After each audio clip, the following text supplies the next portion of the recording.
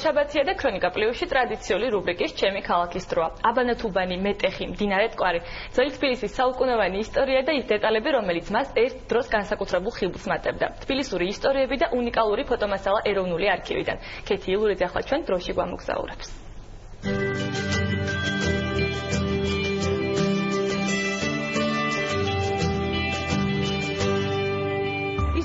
ქალაქი თბილისი თავისი შენობებით, ნაგებობებით, არქიტექტურით და ძეგლებით საუკუნოვან ისტორიას ინახავს. თუმცა რა ისტორიაა ჩითეული ძეგლის თუ ქუჩის უკან დამალული?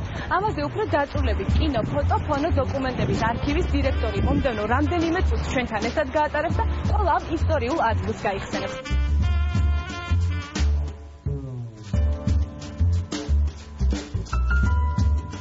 ეხლა ჩვენ ვდგევართ რუსთაველის გამზირზე პარლამენტის შენობის წინ და 100 წლის წინ ამ პარლამენტის შენობის ადგილას იდგა დიდი მასშტაბების სამხედრო ტაძარი, რომელიც რუსეთის იმპერიამ ააგო.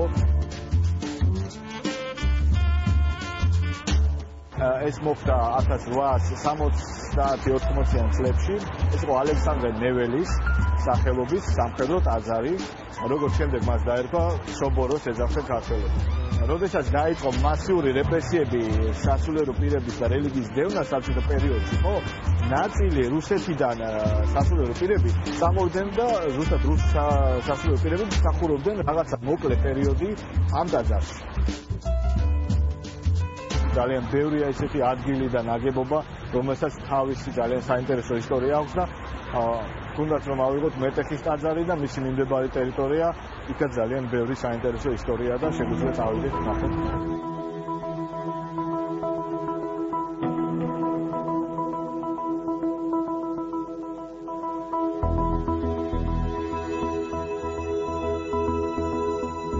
ტაძრის გალავანზე, როდესაც რუსეთის იმპერია შემოვიდა საქართველოში, გალავანი გადააკეთეს საპყრობილედ.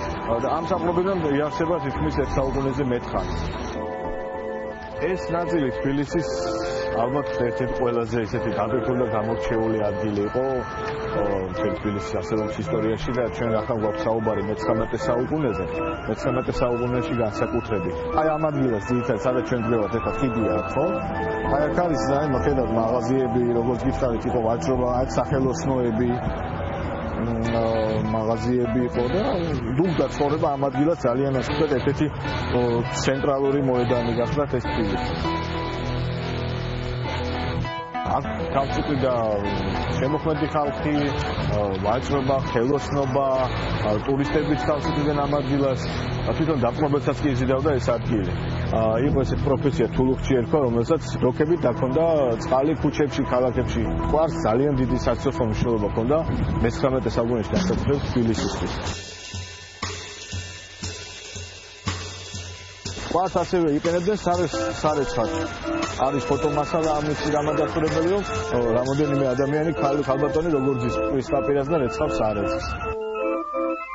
ამ პატარა რაიონში თავმოყრილი იყო თითქმის ყველა სარწმუნოების ტაძარი თუ შენობა, იყო მეჩეთიც, იმიტომ ერქვა თათრის მოედანი, აქ მეჩეთი იდგა.